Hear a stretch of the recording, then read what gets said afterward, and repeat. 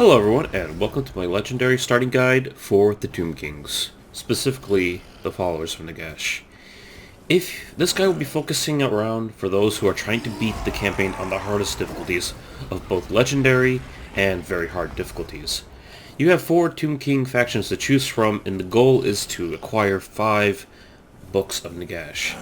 Now the thing is, there are 2 factions that are very distant from the majority of the books, and then you have 2 factions, 2 legendary lords that are actually pretty close. Khemri and the followers of Nagash. The reasoning I would suggest the followers of Nagash is because they have 3 big advantages. One is their geography. They can really move to any of the books across the 4 continents very quickly. And, though it doesn't show it here in the starting screen, for the second advantage, the followers of Nagash already start with 1 book out of 5, so they only need 4 books to actually complete the campaign. And number 3 is that the fact they start with vampire count units, unlike the other 3 Tomb King factions. Now, is it really that big of a deal? Well, it actually is, because the fourth, well, actually technically there's a 4th advantage. The starting enemy for the followers of Nagash are the Bretonnians. They are extremely easy to beat because the Bretonnians don't have any early game advantage, and they have the absolute worst infantry in the game at the start. So, since you have some vampire count units, you have access to crypt ghouls, dire wolves, and hex rays. Those dire wolves are what's going to give you the huge advantage against the Bretonnians, and you can actually wipe out the Bretonnians very early.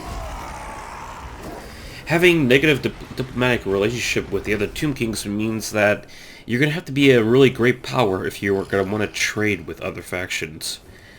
In my legendary campaign, I was able to make a trade agreement with the Exiles of the Heck and Clan Rictus.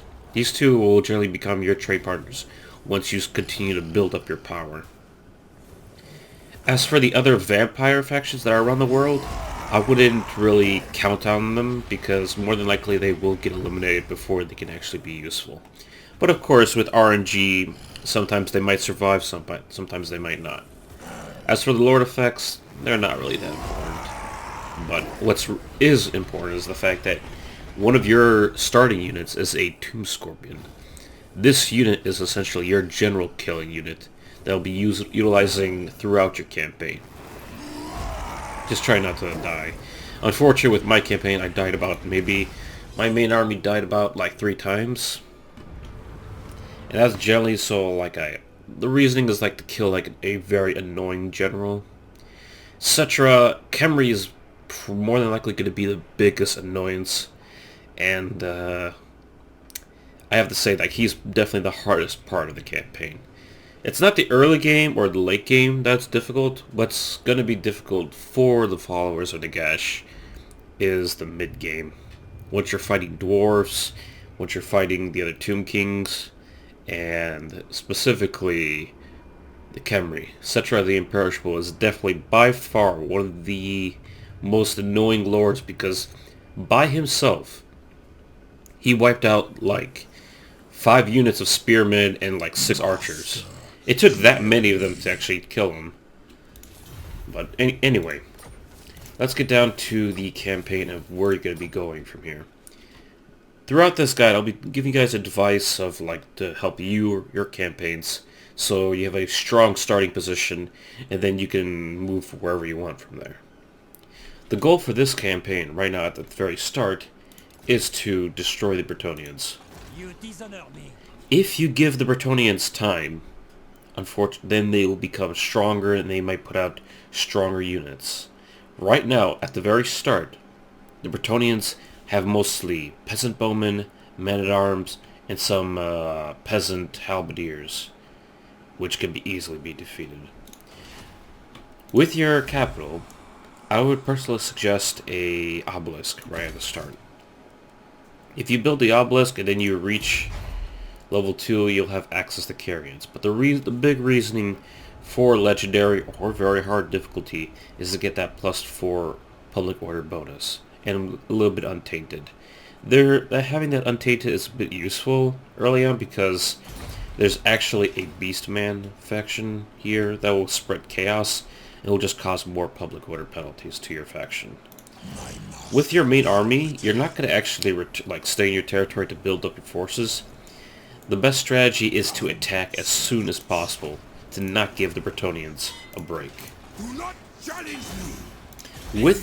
I've seen a number of complaints regarding the Tomb Kings that they're not strong enough, and they have terrible auto battles, and that's true. They do have terrible auto battles, but they're just like the vampire counts in a specific way.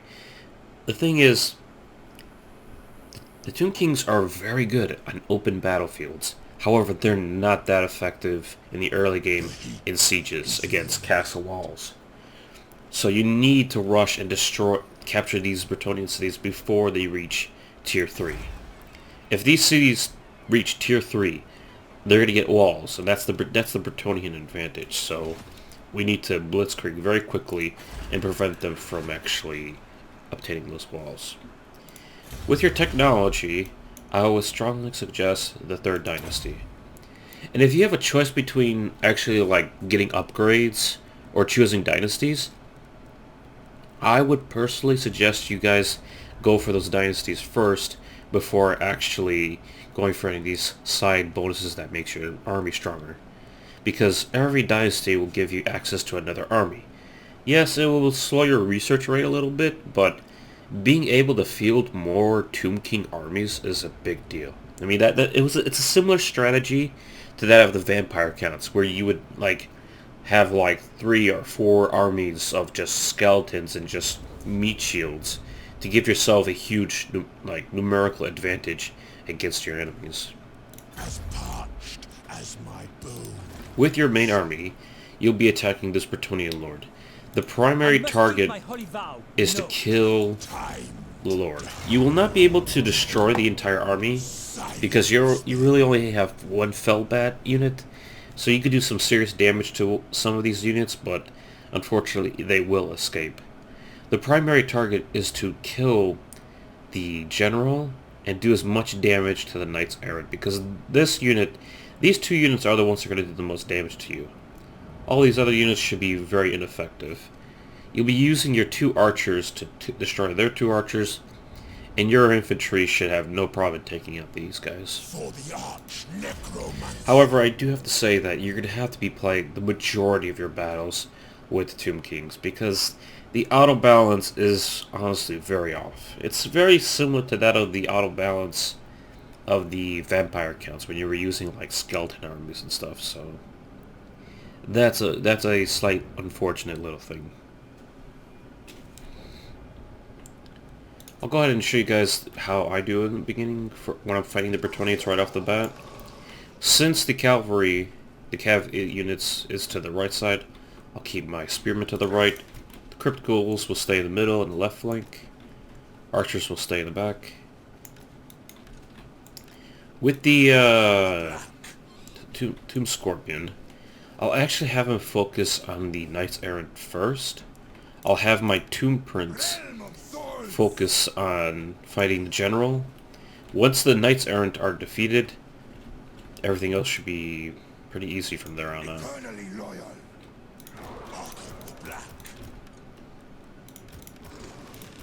The Fellbats will attack the Knights Errant from behind. And we should be good.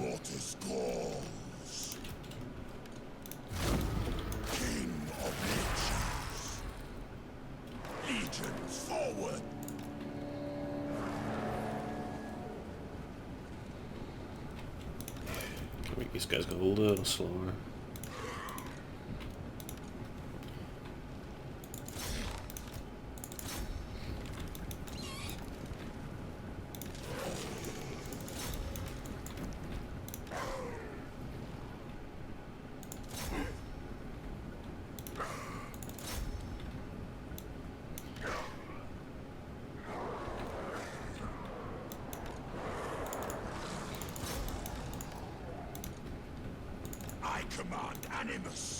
If you want to make the enemy route faster, you could add terror to these. You can use your skill here and add terror, but I would save all your energy for Spirit Leech. to do as much damage to the enemy's general as possible. Or you could save it against the Knights Errant. Take the black.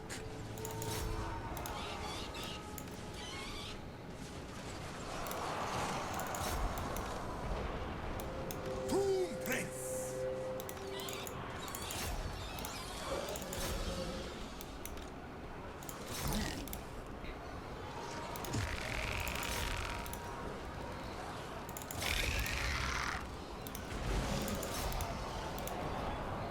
They shall perish. Giant winds gather. Doing as much damage to that Knights Errant is definitely the best strategy you can do for this battle, because they're the real damage dealers. Everything else is very ineffective.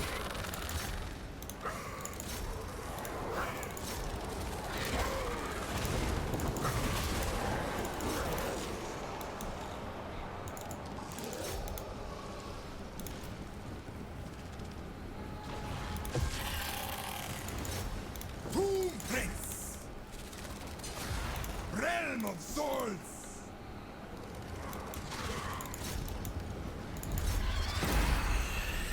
Before, I wouldn't end this battle until you actually kill the Paladin.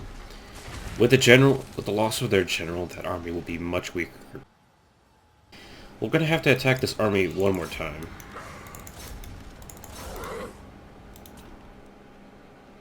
You can have your Crypticals chase the enemy, have your Felbats do as much damage to the archers, so they're the real damage dealers. And that's essentially your strategy for this beginning battle. The biggest important thing is like the next battle you're gonna have to auto that battle to prevent the enemy from retreating again. What's very strange is they can retreat 2 times, but to prevent this army from retreating and then running away to their garrison, their city, and doubling the garrison, that's essentially what you don't want to happen. With the Lord dead, you make that army significantly weaker for the next round. So, with the enemy army gone, and the battle, the archers have suffered heavy. The archers are dead, the paladin's dead, and the Knights Errant are like at half strength. Slightly less than half strength. So this will give me a really good auto for the next battle. If you are playing the Tomb Kings, I would strongly suggest getting as many canopic jars as possible for the early game, because you can unlock a renowned unit very early on, once you also start recruiting direwolves, to give you an advantage against the Bretonnian armies on legendary difficulty. With your main leader, I would strongly suggest getting as much campaign movement as possible right off the bat, because you do have a lot of territory to cover right at the beginning. We attack again, and now without archers, without the leader, you should have a much better auto, though it still shows that they have like a little bit of strength in them. You'll be losing mostly Crypticals, but that's nothing. You don't need to worry about it.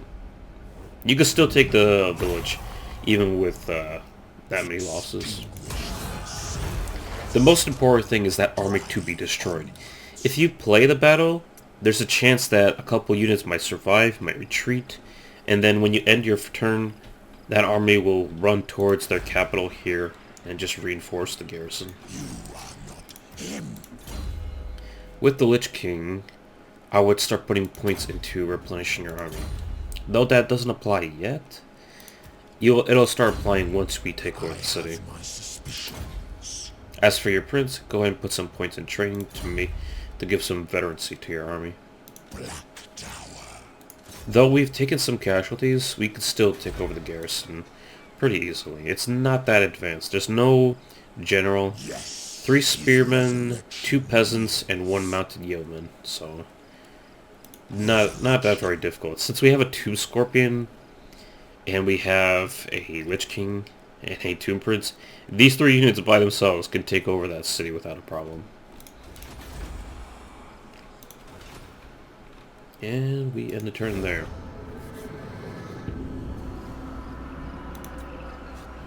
With the loss of their army, the Bretonnians are a bit of a state of panic, and they're going to start building a new army. So that buys you a bit of time.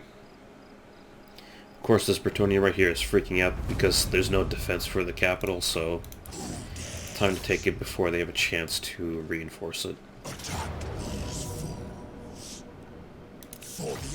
This would be another battle you're going to have to play. If you do the same strategy as utilizing like from before, have the spearmen attack the horsemen, have the crypt ghouls focus on the spearmen. You can stay at range a bit more and not rush it too quickly. And let your just throw your Tomb Scorpion in and do as much damage as possible. Just don't let him get surrounded by the spearmen, because then it will take a little bit of damage. I would destroy that that light cav unit as quickly as possible, though.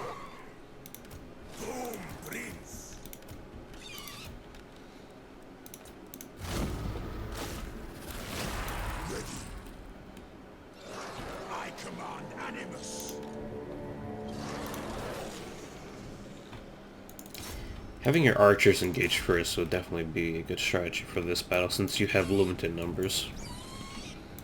So, that's the range of them.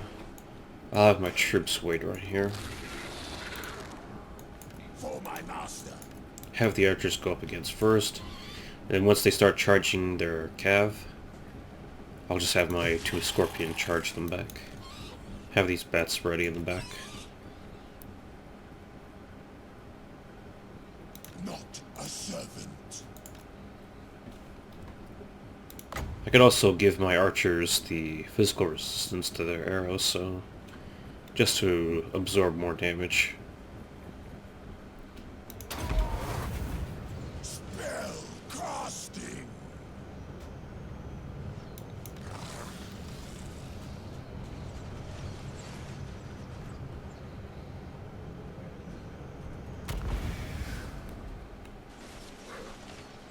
Take the black.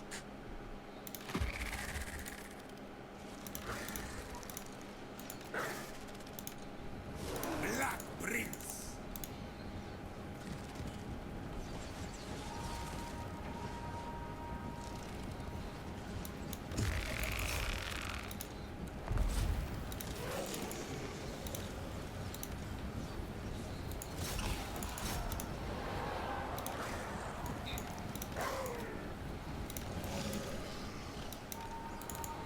Scion of the Hekala.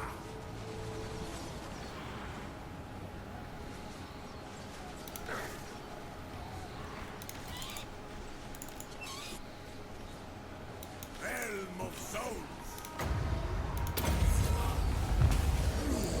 Of death. Black Prince. Get those bats after those archers. The terror from the fear and terror from the scorpion should scare this army very quickly. Tremble before Archon.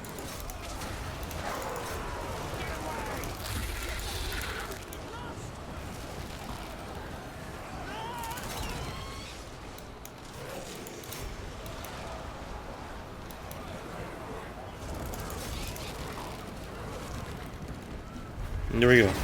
Victory. Very few losses, and you have obtained victory very quickly. Prevented the Bretonnians from actually being able to reinforce the city. If that army you were chasing after was able to reinforce this, and they had a general, more archers, more spearmen, knights errant, and it would have made that battle a lot more difficult to actually accomplish. This is Archon's Now that you've actually claimed the city, and it's actually part of your home territory, we can now make this into a proper army here. Increase our replenishment rate so these guys get back up very quickly, and build an army of direwolves. And some spearmen in the background. It'll take 2 turns for the spearmen to be ready, but that's no problem. We'll just continue building all these other units in the meantime. We'll be here for 2 turns. And since we actually control a port, we can actually make trade across the seas. And we can make trade with the Vampire Coast right here. Why do Non-aggression pact, can we help you with this trade, fight? even military access. And there you go. You have a little bit of trade. It's not significant, but it's always useful to have right off the bat. They give you a very small amount of gold, but at the beginning of the game, any amount of gold is worth having.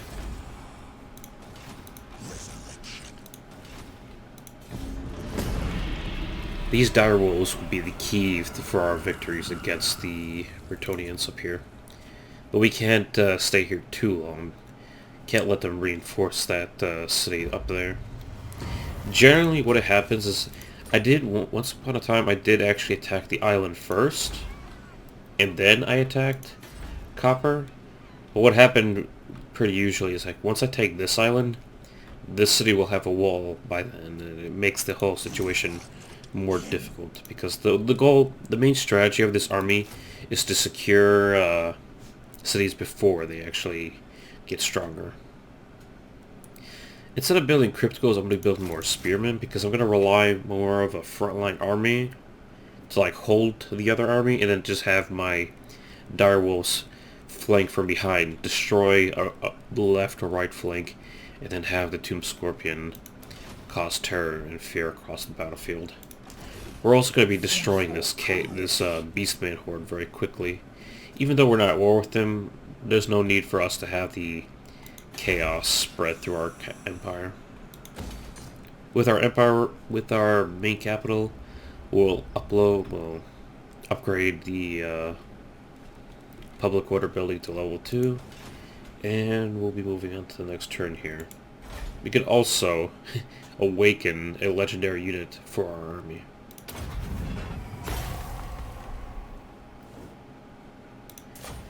Just because we were gathering all those canopic jars right at the start.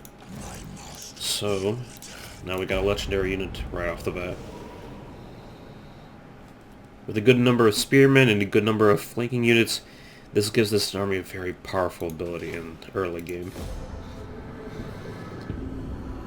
The goal is to defeat the Bretonnians as quickly as possible before they have access to more advanced knights.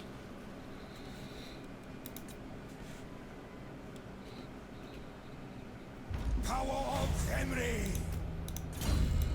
I have my suspicion. With the Tomb Prince, I'll be focusing on both training and canopic jars. Once you have these two skills, then I would start investing into the abilities to make him stronger.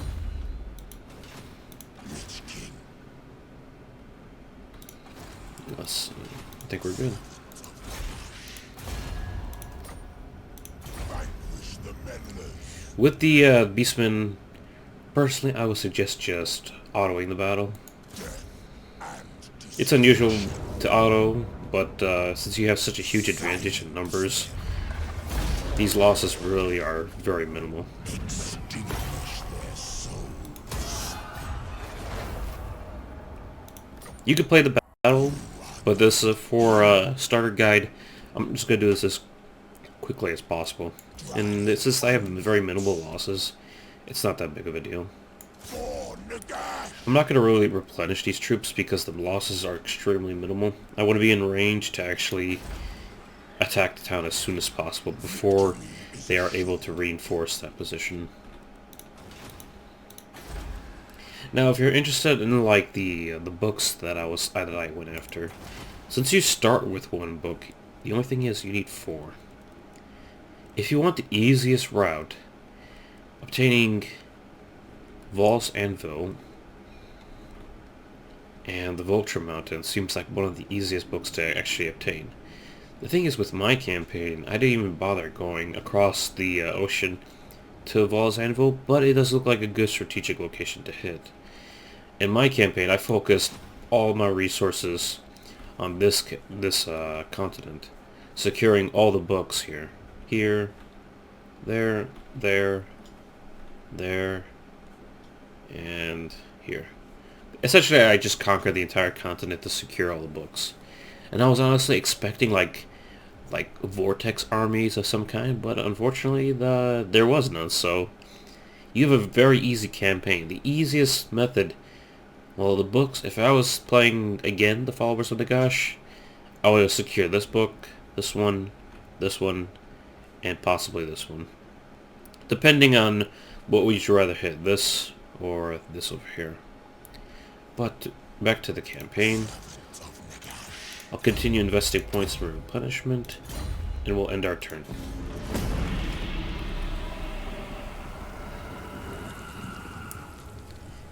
I'll just say, like, by far, what's going to be the biggest difficulty is obtaining armor-piercing units as soon as possible. That's the most difficult part for the Tomb Kings. And I wouldn't worry about losing your armies. Just keep in mind, losing an army is not that big of a deal because it doesn't take that much to replenish. Now, the auto balance is completely against us, but that's not a problem. We can still win this battle pretty easily. They might have a piece of artillery, but we have a much bigger standing army and a very powerful flanking force.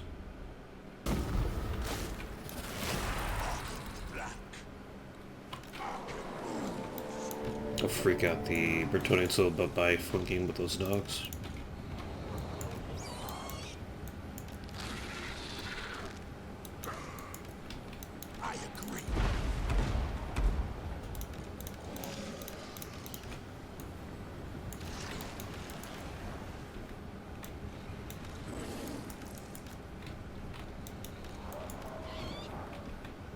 Vengeance for Nagash.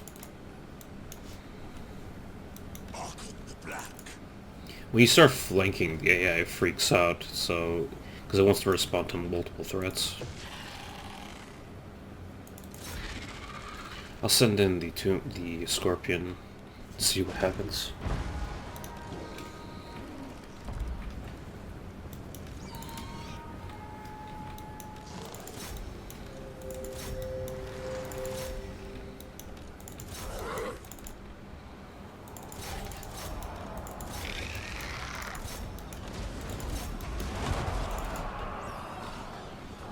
Cetra shall pay. Giant winds gather.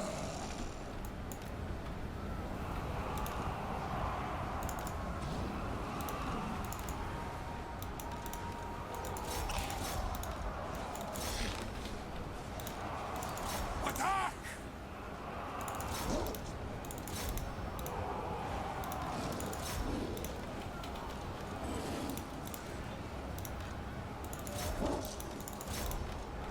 Archon the Black.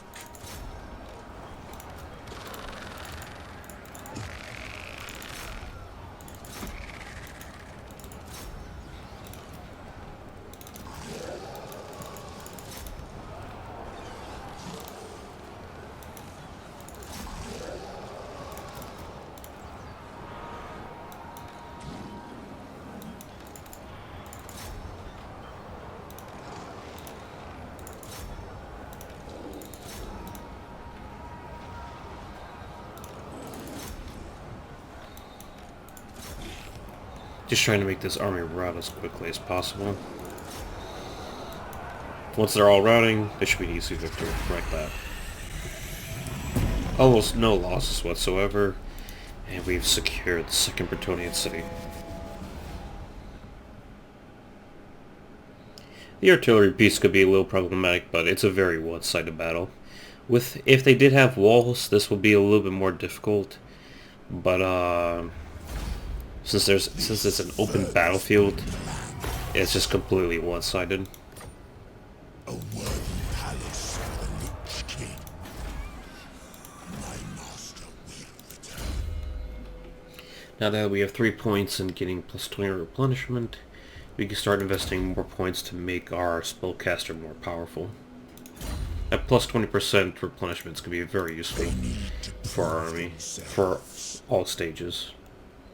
As for my Tomb Prince, I'll start leveling him to make him more powerful. Once we've secured the island, we'll be focusing our campaign eastward to destroy the other Bretonnian factions before they get too strong. Once you destroy the other Bretonnian factions, though, you'll have a great deal of territory, and then we're going to have to focus on dealing with the dwarfs and these mountains here to prevent them from getting too strong. There's a number of Tomb King factions around this area that will destroy this Empire faction, and they might do some damage to the dwarves, but you have to take their territory before the other Tomb Kings get too powerful.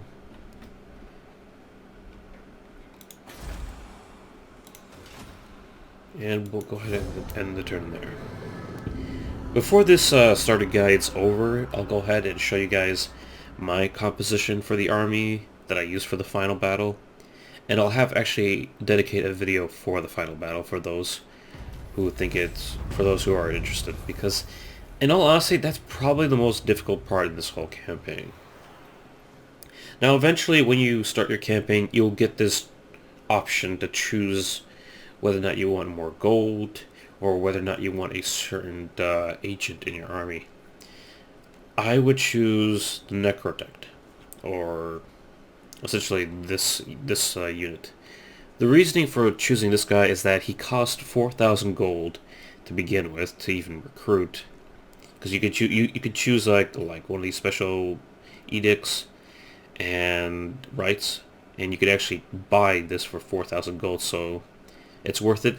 And he actually unlocks to use like more. He unlocks the ability for more units, like more Tomb Scorpions, more Necro Sphinx units and such. And he can also repair. He can heal like those really large Tomb Scorpion units mid-battle. That's extremely useful for the final battle, and it's actually very useful in all scenarios. So I would definitely choose this agent. Being able to support increased unit capacity is huge. More like monster bows, monster infantry in general, and eventually you could increase the capacity for these other like heavy monster units, which will be invaluable for your army. Definitely worth having. Just be very careful. Like, he can be very vulnerable in a battle, and you definitely do not want to use it. It's a very powerful unit to have. As for your army, you're going to double back and get as quickly as possible to that island. You could take the sea route, but you're risking a storm that might do some damage to your army, so I would honestly just like force marched and get as quickly to that island as possible. No matter what army the Bretonnians build, you'll be able to beat it.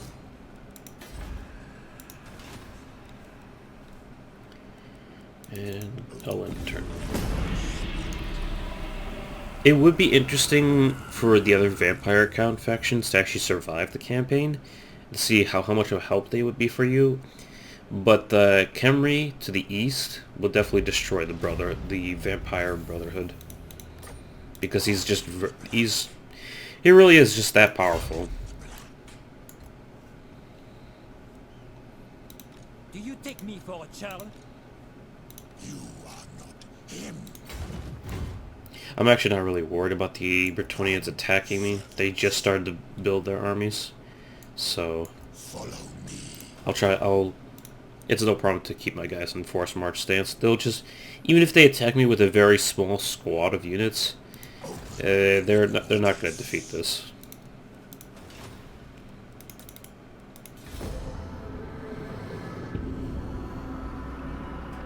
You need at least, if you want to fight dwarves as soon as possible, you do need the monster units to actually, with armor-piercing abilities, to actually do some serious damage to them. It seems the Bretonnians dragged me into a war much earlier than anticipated, but that's not that really big of a problem. It is slightly annoying, though. That's a bit of RNG right there. Destroy them. But we should wipe them out right here. Death and destruction. A decent number of units, but still The arch not that difficult to defeat. Just do the same strategy as before. Oh, they're also reinforcement armies, all of them. The Lord is by himself. Sometimes you could get the advantage of they spawning right next to you, but not for this battle. Same strategy as before. Have the front line clash with their front line and just have my flanking units attack them from behind.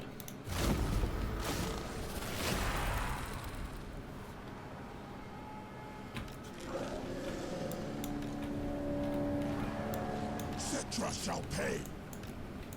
Legions forward.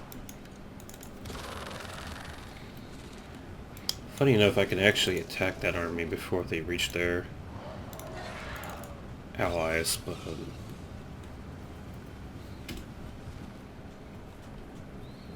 even if they do regroup and rally, it's not a problem to defeat. Let's go ahead and quad speed this.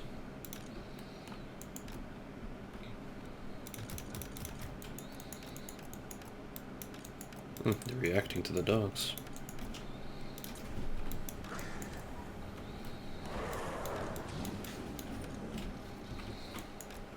The AI really freaks out when you try to flank them. I'm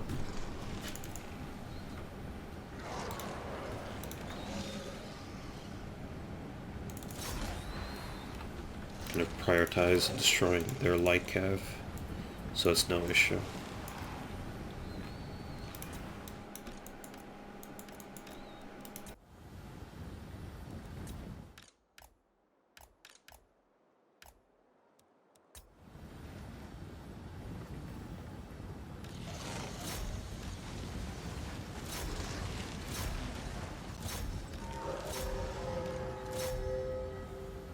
Take the black.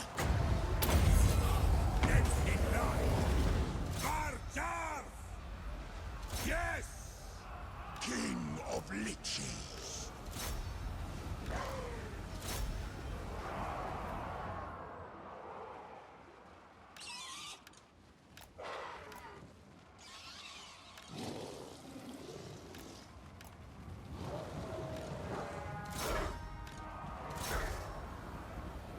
Mark the black.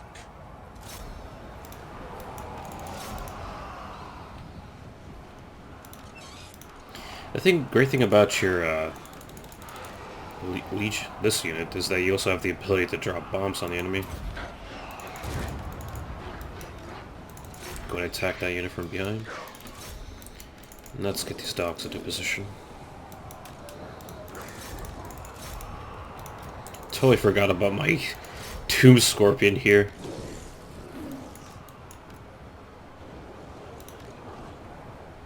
Oh well. Flanking with these war dogs should be more than enough to break their lines.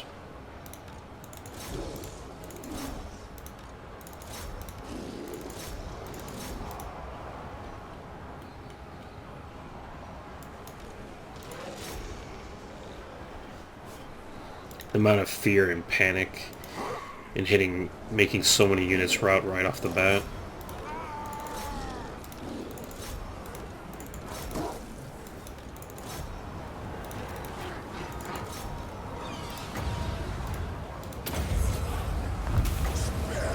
Casting.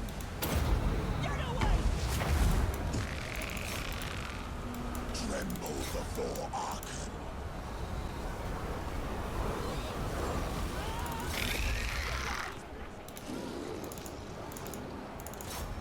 Do make sure to focus your dogs on those archers to prevent them from rallying. Unfortunately, with legendary difficulty, these units have a very high chance to come back.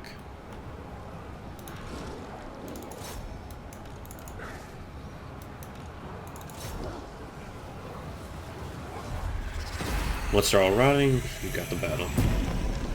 And the Knights of the Flame are gone. Normally they don't drag you into a war against the other Bretonnian factions, but it's a bit of RNG, so it might happen, it might not. But either way, you can deal with the new enemy very quickly. Of course, it's victory.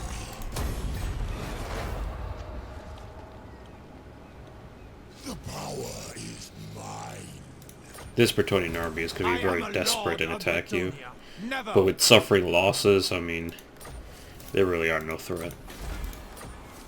You've also now secured this province for your control. I would suggest using the edict to give yourself public order and a bit of untainted, so to deal with this chaos and to deal with this extreme public order penalty. As for your agent, get him ready to combine with your army once you are bringing your army back, and to move to the northeast to respond to that Bretonnian waging war on you. Quite often, this Bretonnian's going to be fighting other Tomb King factions to the southeast over here, so sometimes he might be fighting them, sometimes I guess he'll be fighting you. With your Lich King, I would strongly suggest going for Doom and Darkness. Or you could go for this. I mean, either or is good to have. Maybe having... yeah, more power recharge would probably be useful so you could use Spirit Leech more often. Because that's what he's generally used for. That's what makes vampires so powerful, is to use that ability to target generals, and in combination with Tomb Scorpion, you can kill like Tomb King like generals very quickly, and they are the key to actually defeating an entire army without like fighting every single unit. This Bretonnian army should actually like just sacrifice himself on my city, and it should be no problem.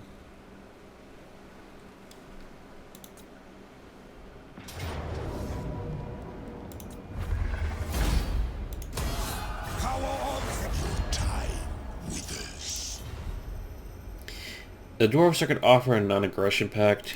Decline it. There's no reason to have a non-aggression with them, since more than likely you're going to be attacking them later on once you obtain tier 3 units. With Lashik, unfortunately it looks like Copper is going to fall to that Bretonnian army, but that's not that big of a deal.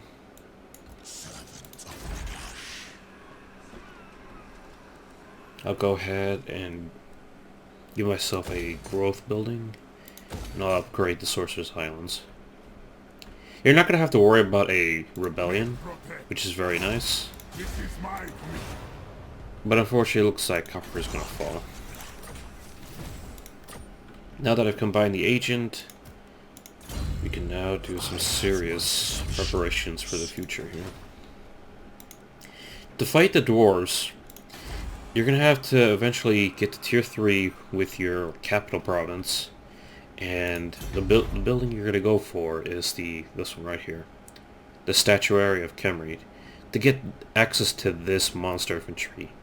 It's a very powerful armor-piercing unit monster that it's going to be necessary to attack the dwarf gates and to actually hold his line against a good chunk of like a pile of just dwarves trying to fight you. Your standard infantry are not strong. The standard spearmen, standard skeletons are just not strong enough to fight dwarves hand to hand, so you'll be taking casualties. This will be your frontline unit at the gate, and eventually you'll take losses, damage. Your whole army is going to take damage. You're going to use your Lich King to use like abilities like the Vortex or the Fate of Bujuma. You can use these skills to like do as much damage as possible, and when your army takes significant losses, you can then use the ability, this one right here, to summon another monster unit behind the enemy's lines when they're all weakened, and then bring in that unit from behind and destroy whatever's left of the dwarves. That will give you the advantage in conquering this walled dwarf area. That's the secret in beating them. It's going to be a pretty close Pyrrhic victory. It's going to be a tough battle. You could actually also like build up units to like obtain artillery pieces, but the monster infantry would definitely be a better choice because of their, I don't know, like the overall power of the unit. It also greatly increases your auto balance to your favor, having more of those monster units. Eventually, with the rights, you'll also be trying to acquire this as soon as possible, when you have the money for it. As parched as my It's a good unit to have, but if you have 5,000 gold, you want to spend it on something else, then it is good. But the Casket of Souls is definitely a worthwhile unit to have.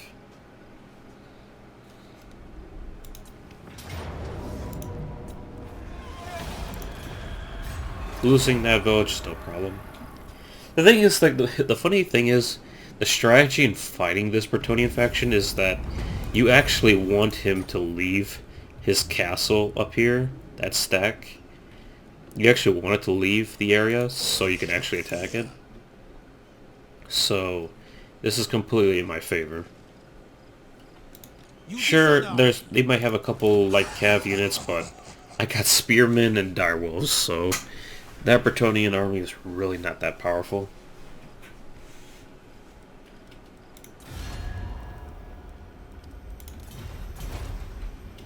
Okay.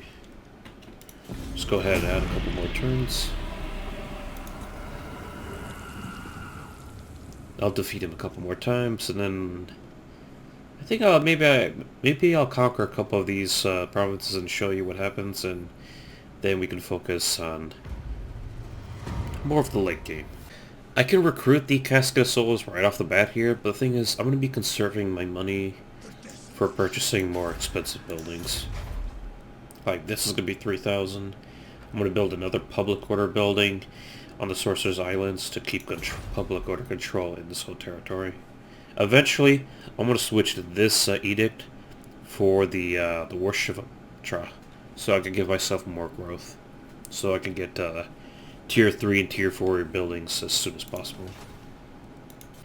That is a significant amount of cav, but not really that difficult to defeat. I have such a significant amount of spearmen, direwolves. Like, that light cav is just not that powerful. Those two knights errant might do a bit of damage, but I have enough units, strong units, to really do a significant amount of damage.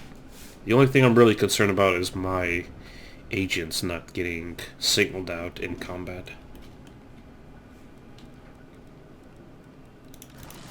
Bretonnians are going to attack me head on. Thing is, like, I could just go and camp a corner here. I could just corner camp with the spearmen and just let them attack me, and I'll just win hands down. But you know what? For this, I'll attack head on against them.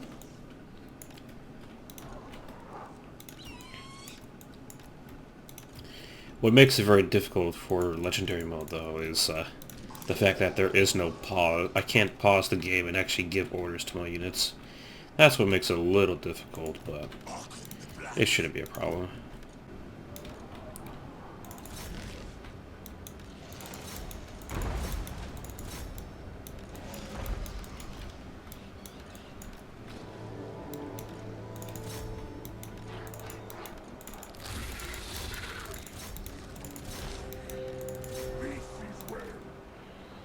Okay, just gotta see which one to attack.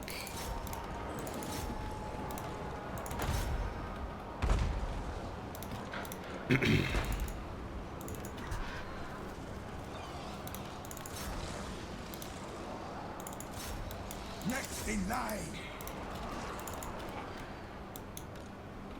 It looks like those archers are gonna be chased. That's fine. The liver mortis calls. Let's drop some bombs.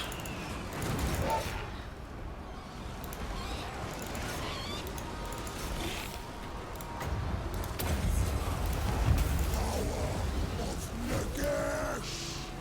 Let's kill that general as soon as possible.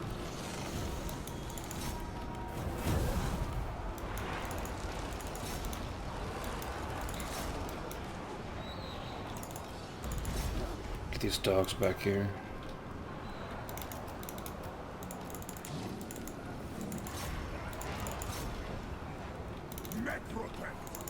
Fight.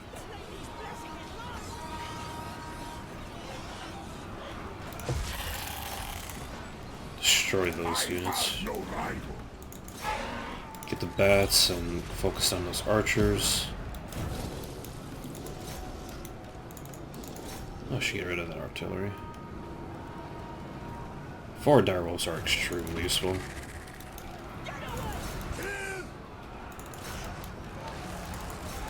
That Knights Errant running routes could be a little annoying, though.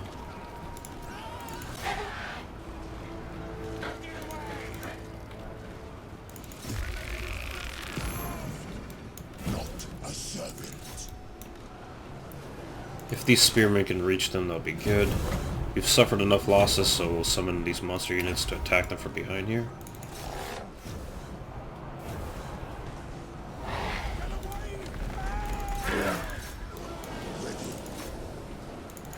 Sacrifice them. That should destroy the Knights Errant pretty quickly. Necromantic.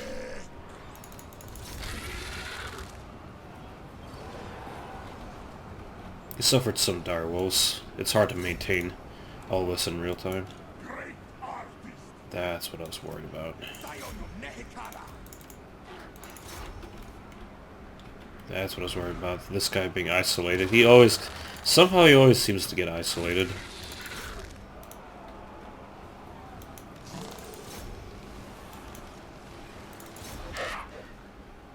Black Prince.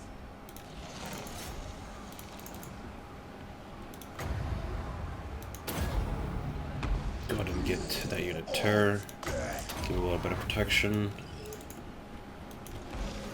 Unfortunately, with Legendary, these guys are gonna keep coming back. So it's definitely gonna be a battle of attrition here.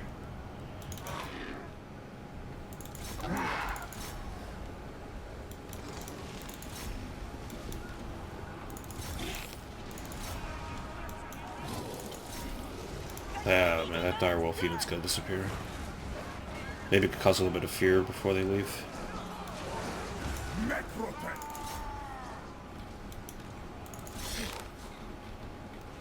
King of Liches.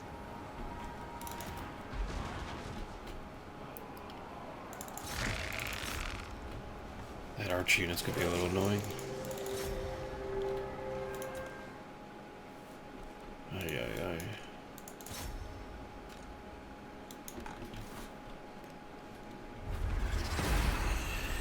A bit of a bloody battle, but I can replenish all my units very quickly. Good thing he can.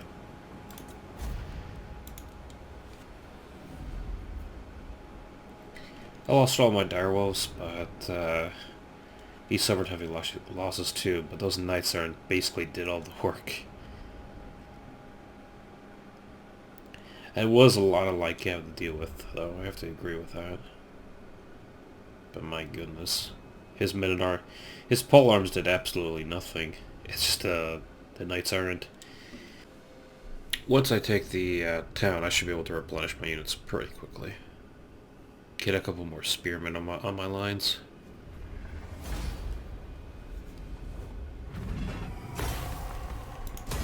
The next stage complete.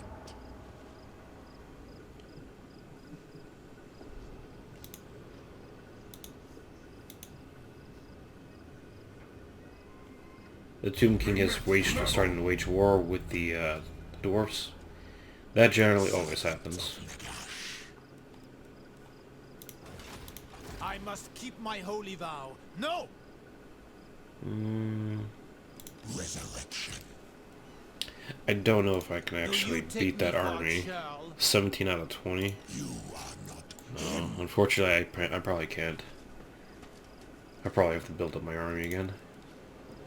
Is it hot?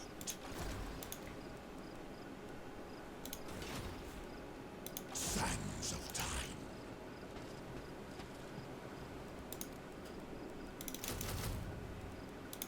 time. I took more losses than I expected I would. But, it's just a small delay.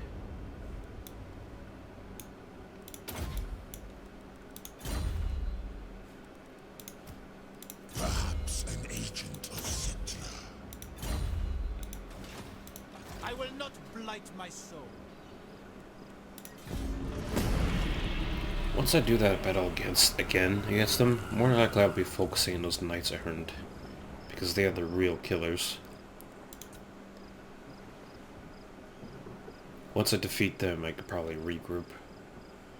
and destroy the enemy. Enthused with Cheyenne. I'm gonna have to somehow like focus on killing that general though. Oh wow. Minus 50% movement. Wow. That's some terrible RNG right there.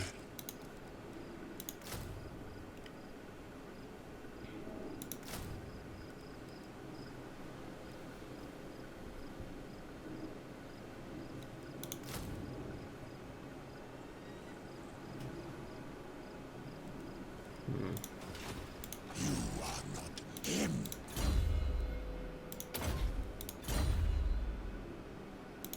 Lich King. The loss of the felt bat's really not that big, not really that significant. But that RNG, that RNG is gonna be a little annoying. Sands of time.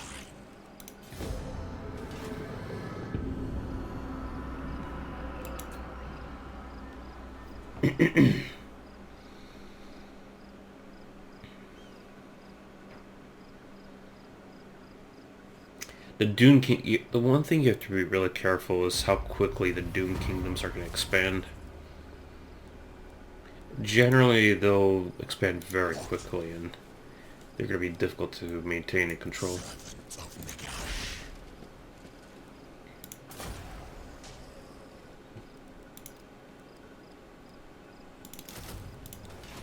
I am a lord of Bretonia. Never. Absolutely not.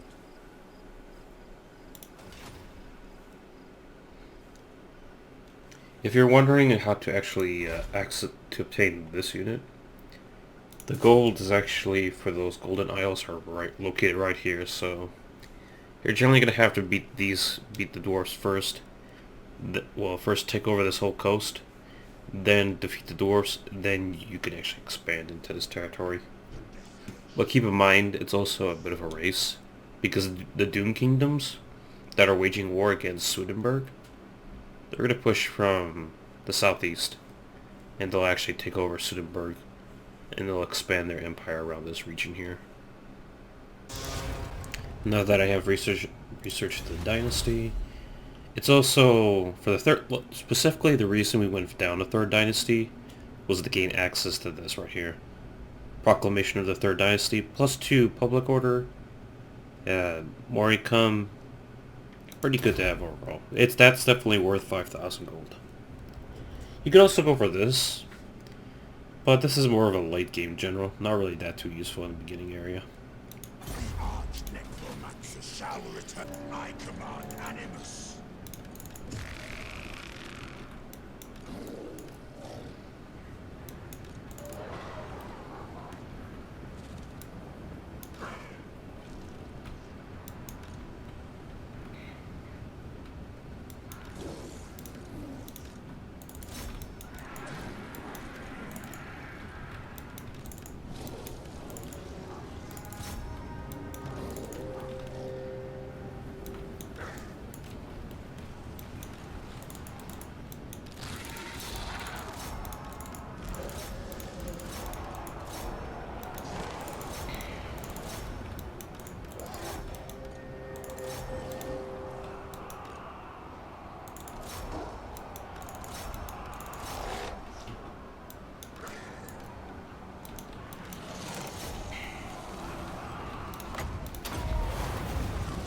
Giant winds gather. Home, Prince. Cross them.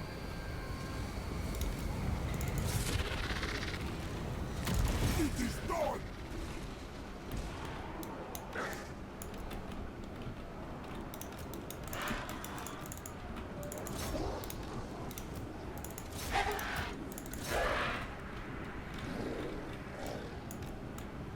Get these dogs behind this line quickly here.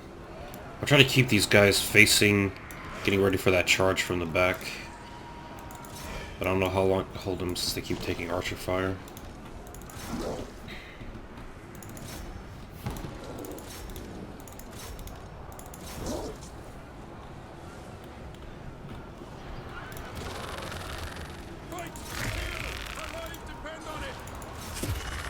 Get that general running away.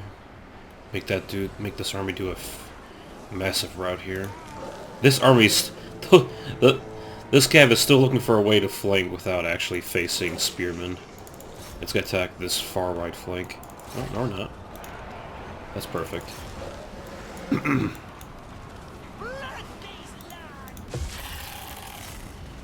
That general running away, he's gonna come back. Get that Scorpion to focus that unit.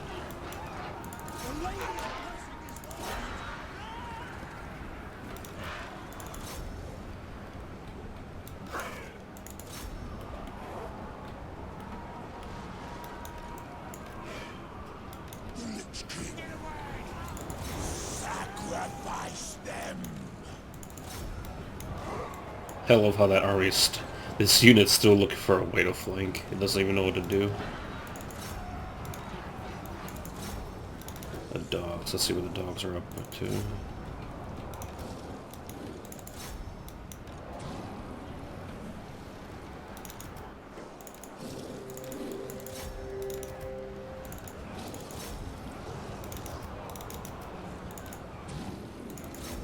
Get those archers from coming back. Get these spearmen ready.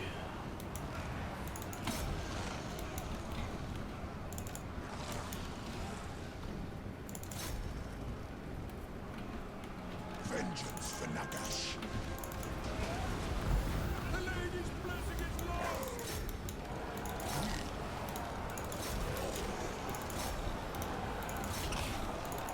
Hopefully these units actually attack me instead of running away this whole time.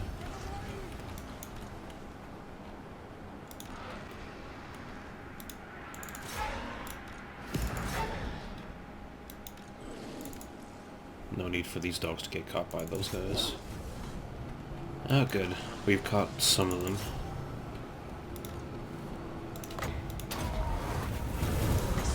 Oh, the enemy's general's dead. That's perfect. I think they're about to do a charge.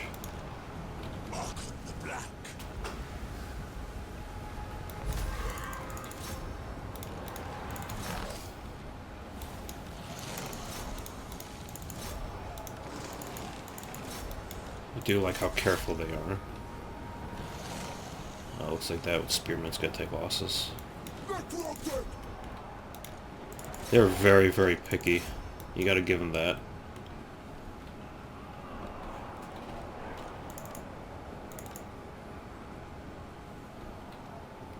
That should be a full rout. There we go. That took a while. That flanking cav unit was super careful. Pretty entertaining though.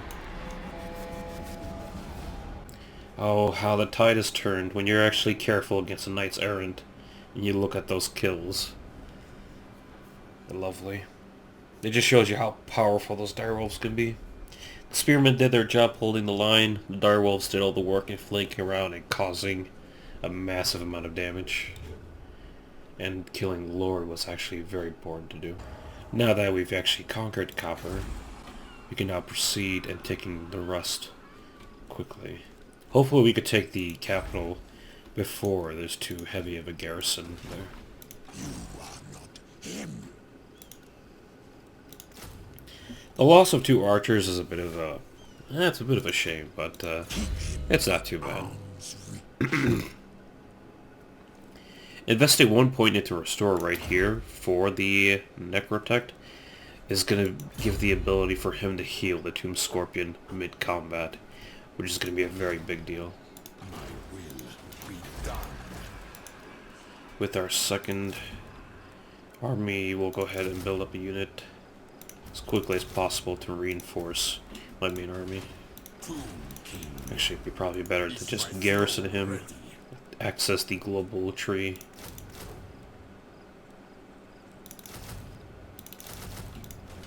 So I can just build that army up faster. With the population bonus, we'll go ahead and upgrade this building to tier 3. The region is completely under control. We have no need to worry about rebellions.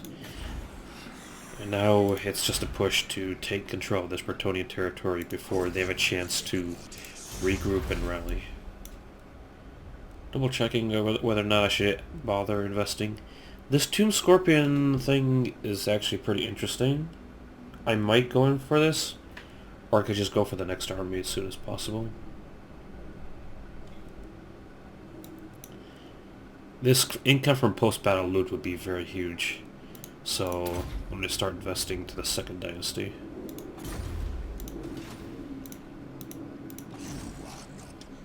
If I am able to get a significant amount of gold, I would go for the Casket of Souls, but right now it's just I need to like just upgrade these provinces.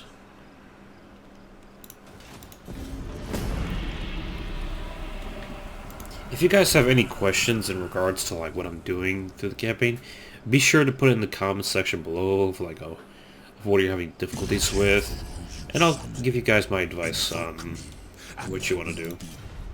For example, this peace treaty. No reason for me to do it. You are cautious. A military alliance with the vampires, not worth it. It really is not worth being dragged into someone else's war. You're gonna have enough on your plate as it is. So it's just a shame how easily the vampires get defeated in the Vortex campaign. These guys generally lose, and the Brotherhood generally loses. So they're not that great allies, but I mean, it's unfortunate. You dishonor. They're still building their army. I'll go ahead and just move a little closer. Not really too worried of them attacking me in forced march stance. Okay, 2 points into Doom and Darkness. This is what makes this ability pretty powerful. You can actually do -16 leadership in an AoE radius. Very powerful to have. If you let's say the enemy's army clusters with your spearmen on the front line, use that skill and then hit them from the back, and it's an instant retreat route, no matter how strong they are. Maybe the dwarves can hold off because their leadership values are just so ridiculously high, but every army's got a weakness. I wouldn't bother upgrading this city yet. You could upgrade to tier 2 and then build the public order building to maintain control, but this region's very fragile. Maybe I can control it. I'll go ahead and try, but this is more of a risk than anything. There's a good chance that if I don't conquer this region quickly enough, that it could fall back into rebellion. Because not only do I have to conquer these two areas, I still have to conquer this Bretonian island, which is actually a walled-off fortress, so it's going to be a pretty tough one to actually beat. But since these Bretonians lost their main army, and I think this is the new army they're building right here, I shouldn't have much of a problem in actually securing this region.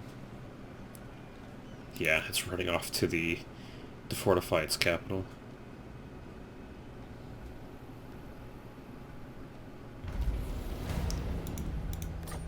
Since it had to force march that, there's no way that it's actually building its force. Nagash demands sacrifice. Power of Henry!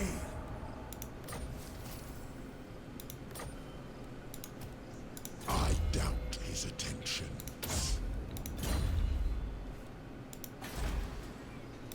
I am a lord of Bretonia. The Knight's Arm might be an issue. The garrison is actually not that strong. Oh shoot, that Grail Knight's gonna be a problem though.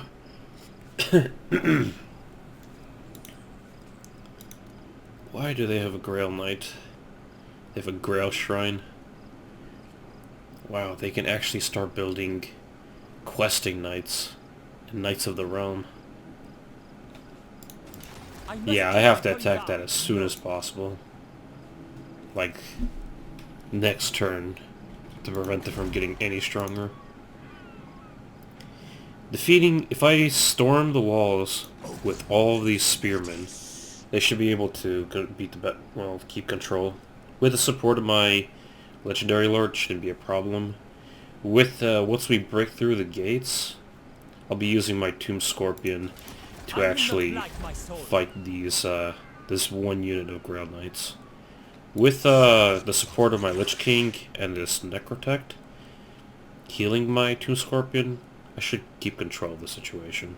I'll also use these two Carrions to actually support my Spearmen once they're storming the walls. This is actually... This didn't happen the last time I played the campaign, but you gotta improvise, so we'll see what happens. Thankfully they won't be able to, since he had to force march away, he wasn't able to actually build any units to reinforce this garrison, which is very lucky.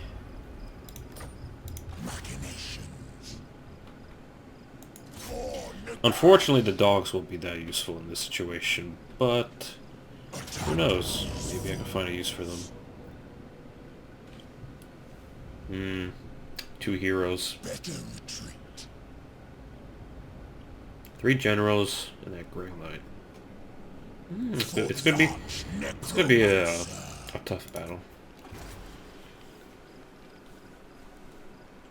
I also can't forget the fact that we have this monster unit. If we actually, because more than likely we're going to take some heavy losses with these skeletons and taking the walls, so we'll have access to that monster unit, which will also give me the edge over those Grail Knights.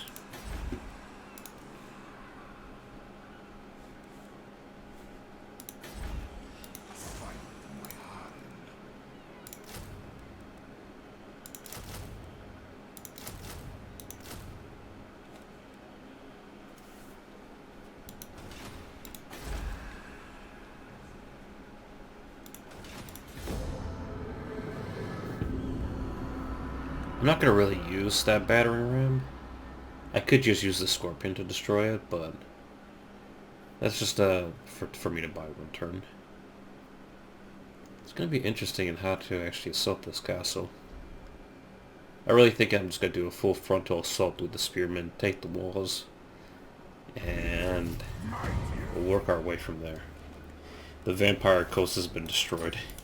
Yeah, unfortunately they generally get wiped out very early. Yeah, so yeah, not too useful. It's unfortunate. Okay, now I can build this. I had a good amount of gold left over. I'm building right now to gain access to that monster unit. Once I have access to that monster unit, that gives me the green light to actually attack these dwarves, because I have a very powerful armor-piercing unit at my disposal. Vanquish the meddlers. Now for this guy. Might give him more armor. Whether chivalrous or not. No trees. Attack Let's do a full head frontal assault. for the arch necromancer. Those Grail Knights are going to be a bit of a problem. We'll see how strong they really are. I am hoping that with the support of that Necrotect and the Tomb Scorpion, plus the monster units that I'll be able to summon from behind their lines, that should be enough to actually secure a victory. Once the gates are down, I can also bring in the dogs to attack the enemy from behind. I do expect some heavy losses on my arch, my spearmen, but it's also intentional. Can my Scorpion attack that? Yeah.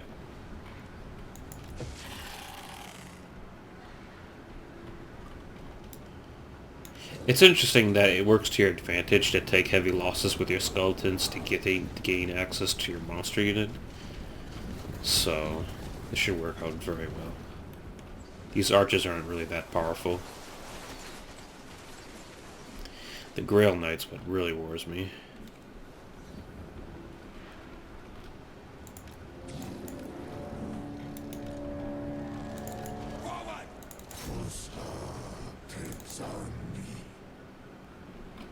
Let's get these guys up there. since they're taking the majority of the fire.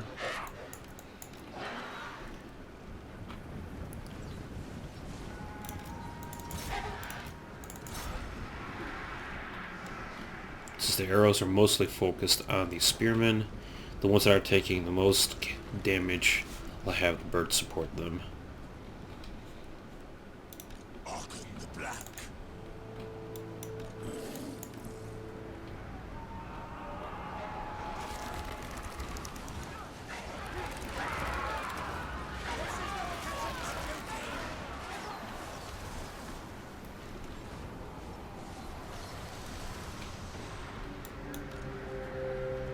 I agree. Forward.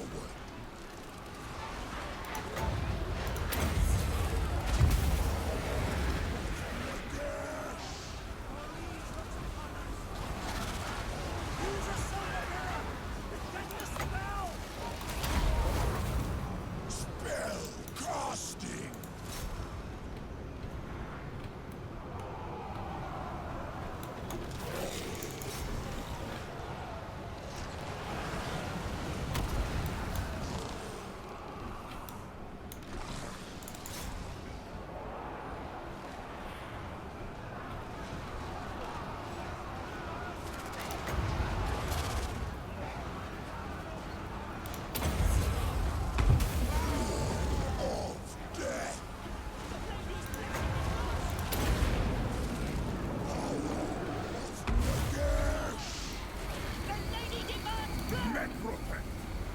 Black Prince.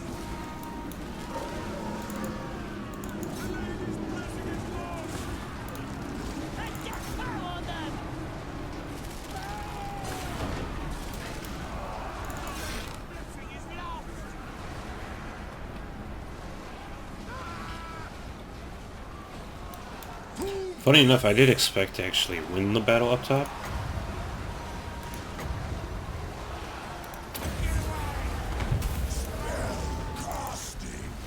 But since I have such a huge number advantage over them, there's just not much they can really do. They're trapped. Attack the living. I could move my two Scorpions through right now, but I'm just very cautious with the cav units that are on standby inside. If I kill this Lord, you know what, I'll do it. I just need to keep this Necrotech very close to the wall, so I don't have to put him inside yet.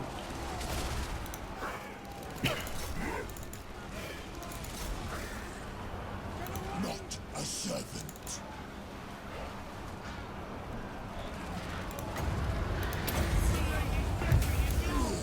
Of death.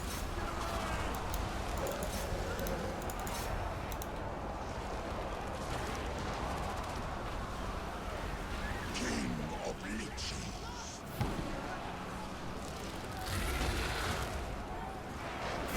The lady's blessing is lost. Get some spearmen to support that guy.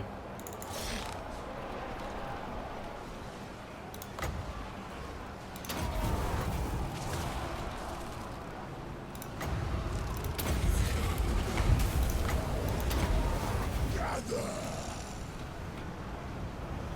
I shall build.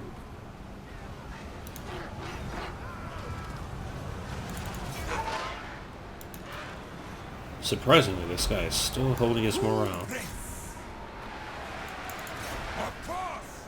Ah, it's all of them actually. Obey. Yeah, I keep forgetting the fact that they have 3 generals.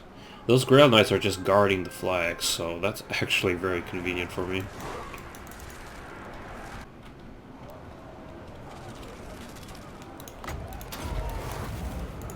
Giant winds gather.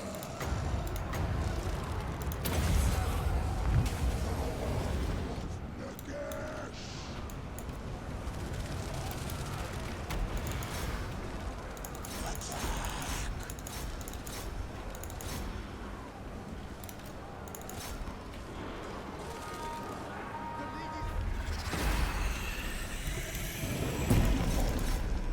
If they actually used these Grail Knights not defending the objective, they probably could have done more damage. Okay. Pretty easy battle.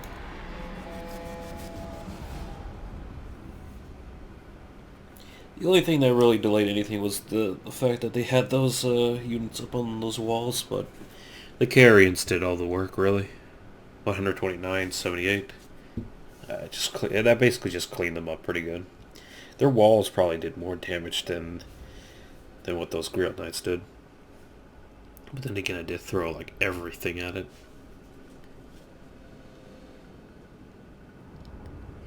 And overall, after you beat this Bretonnian faction, I'll probably stop at this one for the starter guide, and then I'll head to show you guys towards what it looks like towards the end, like a more late game type of build. This is Arkansas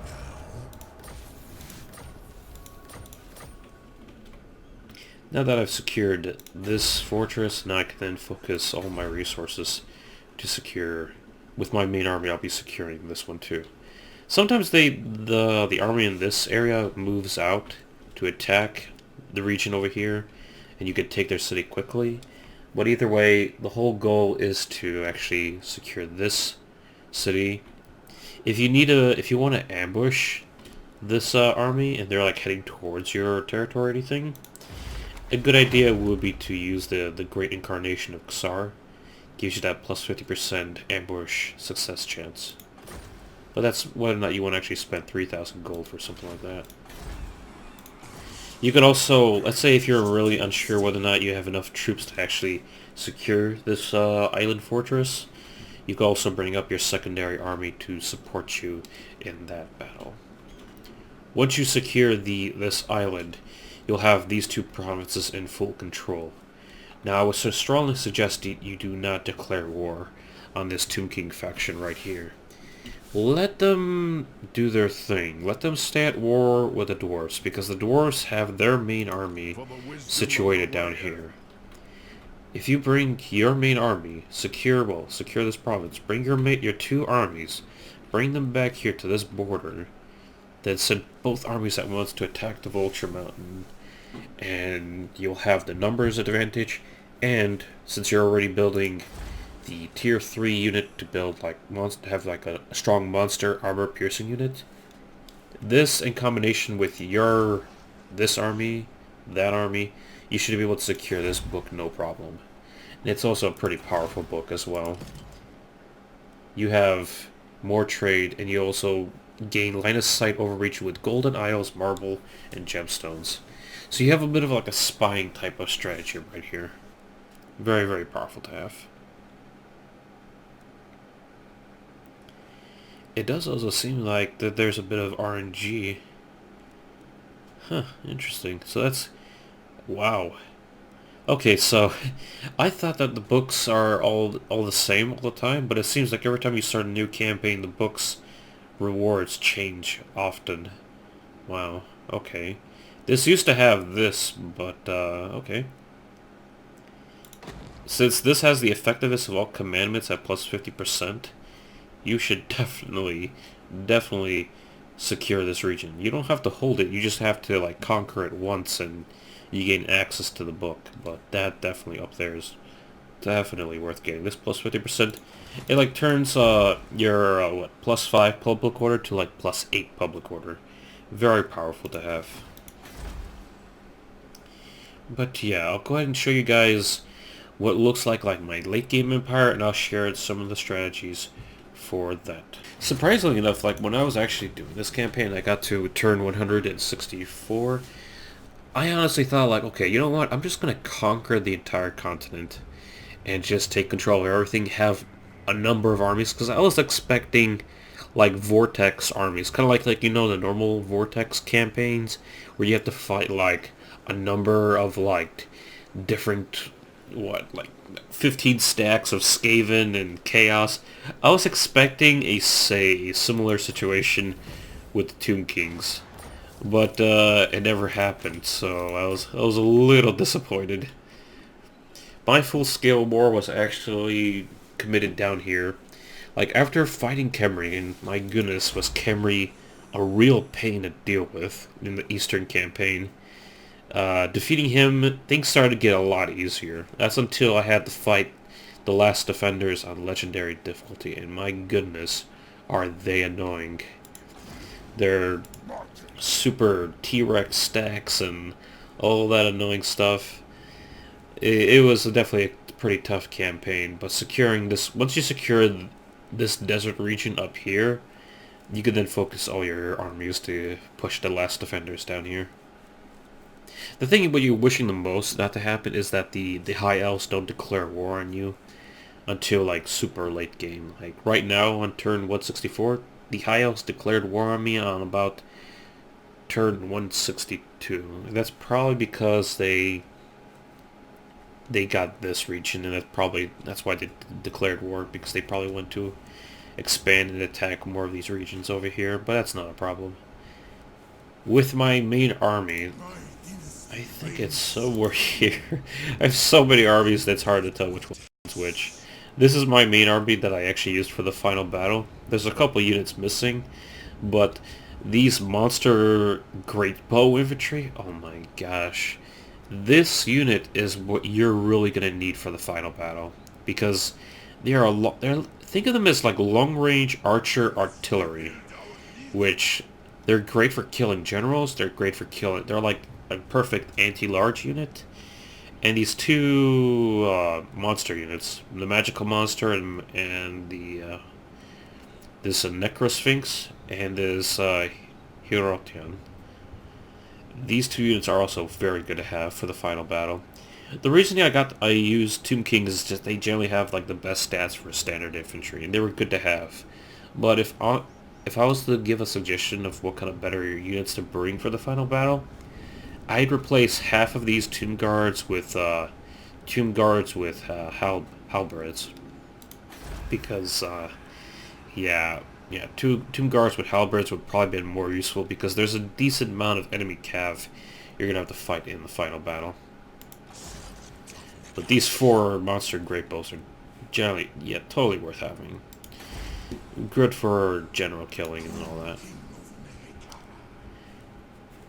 In this campaign, the focus was to secure the coast, secure the middle a little bit, push towards like this area right here, and then it's just an all-out war between Khemri's empire and my empire. Once eventually you defeat Khemri, you can then focus on all your efforts on the Doom Kingdoms that are down here, and then just straight up push them.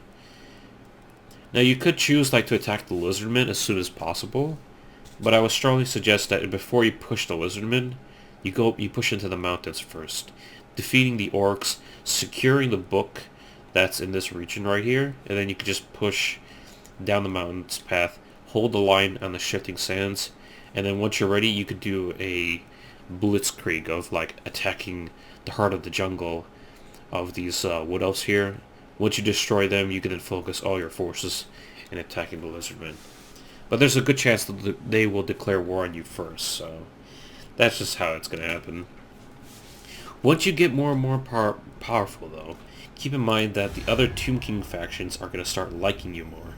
The only you would notice at the beginning of the campaign you have a minus 50 relationship with these factions, but the thing is, the other Tomb Kings, they like it when you become stronger. They respect your power. And when your power is so great, it counters the debuff.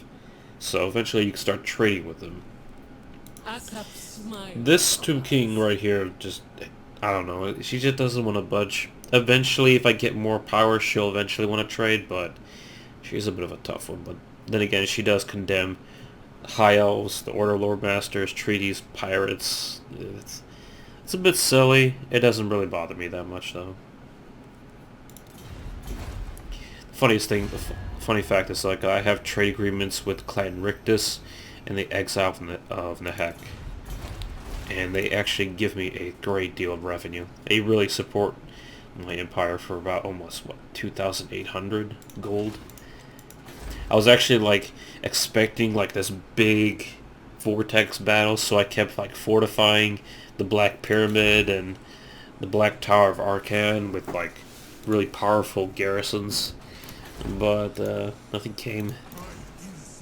I had all these monsters ready for like a big vortex battle, but it didn't happen. So yeah, that concludes my legendary starter guide for the Tomb Kings. I do apologize if this took too long or if I rambled a little bit, but if you guys have any questions in regards to your Tomb King campaigns, be sure to put it in the comments section below, and I'll see you guys next time.